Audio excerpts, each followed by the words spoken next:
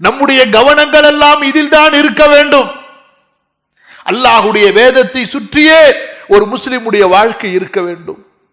தொழுகையில் ஓதுவான், தொழுகைக்கு வெளியிலே ஓதுவான், அதை படிப்பான், அதை பரப்புவான், அதன் பக்கம் மக்களை அழைப்பான், அதனுடைய உபதேசங்களை கொண்டு நல்லறிவு பெறுவான், அதனுடைய உபதேசங்களை பிற மக்களிடத்திலே சொல்வான்.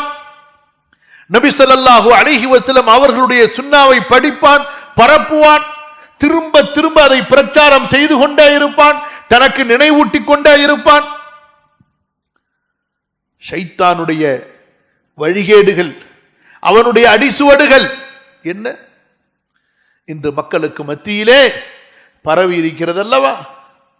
ஆடல், பாடல், இசை, இந்த கலாச்சாரம் ஷைத்தானுக்கு மிக பிரியமான வழிகள், நப்சுக்கு ரொம்பவும் ஈர்ப்புடைய வழிகள்.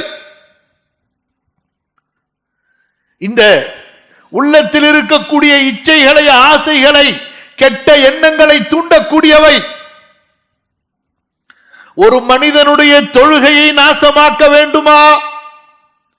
ஒரு மனிதனுடைய தொழுகையில் அவனுடைய உள்ளச்சத்தை நாசமாக்க வேண்டுமா? ஒரு மனிதனுடைய இபாதத்திலே அவனுடைய மன ஓர்மையை நாசமாக்க வேண்டுமா?